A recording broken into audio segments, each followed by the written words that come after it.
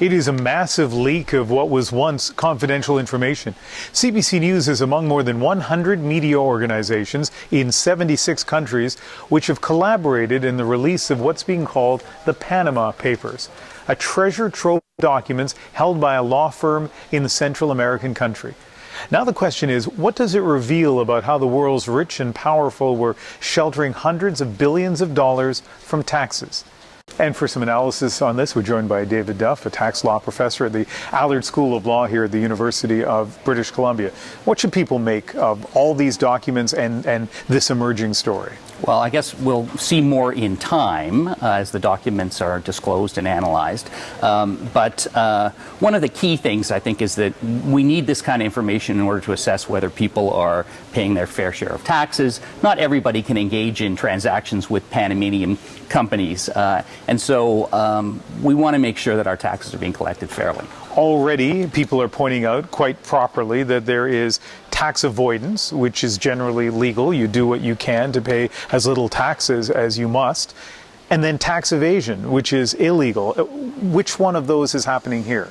I expect both are happening here. I haven't had a chance to look at any of the documents yet, but there are laws that require Canadians to disclose foreign assets if they have not, and they own interests in some of these offshore companies in Panama, then that could be tax evasion.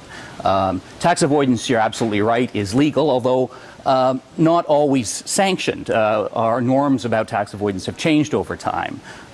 We have a general anti-avoidance rule that prevents abusive tax avoidance. We have a variety of specific anti-avoidance rules that are targeted at offshore companies that require Canadian resident shareholders to include their share of certain kinds of income of those companies. And again, if they haven't been reporting that income, that now moves into the sphere of evasion rather than avoidance. Even in the cases that are legal, the tax avoidance scenario, are there good public policy reasons that the Canadians should support, let's say, the closing down of some of these loopholes? Well, we have actually relatively robust rules for, as I said, offshore corporations, offshore trusts.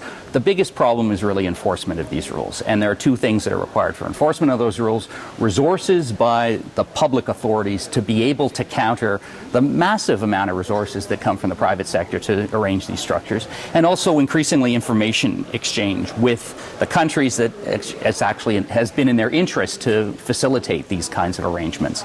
And there's been more movement on that lately, but most of the information exchange thus far, at least with Panama, we have an agreement with them for information exchange, is only when it's requested by the Canadian authorities. They have to know what they're looking for.